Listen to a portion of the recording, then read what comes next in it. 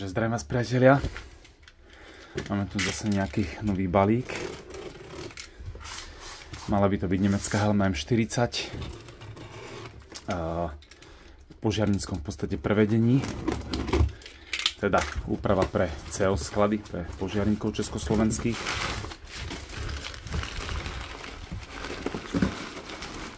Takže poďme sa na to pozrieť.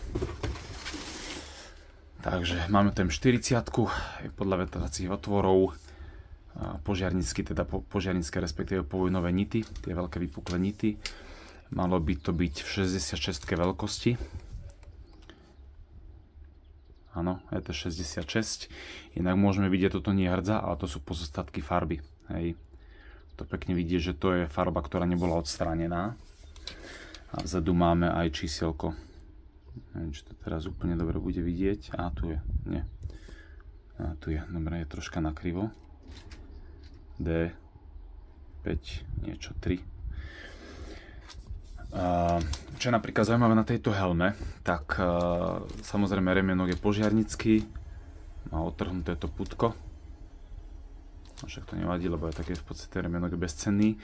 Ale to futro je robené z originálneho nemeckého futra. Hej. Je to upravované, je to prenitované, ale v podstate tie 4 časti, respektíve tie 4 časti futra sú robené z nemeckého futra, dokonca je to z 56 veľkosti, čo je zo 64 helmy. Hej, tu máme dokonca nejaký podpis, roháč, pravdepodobne jeháč, neviem. A že to je na tom zaujímavé, samozrejme má ten originálny obrámok nemecký, môžeme vidieť podľa uchytenia. Helma je samozrejme úplne v poriadku. Je v podstate bezchybná, nemá preliačiny. Tu môžeme vidieť tú farbu, tie časti farby ešte, teda pozostatky. Hej.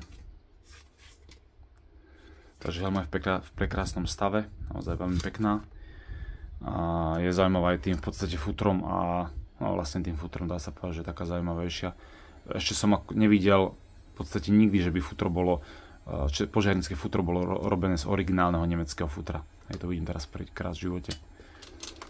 Takže asi toľko k tejto príľbe. Tak ďakujem za pozornosť a prajem ešte pekný deň.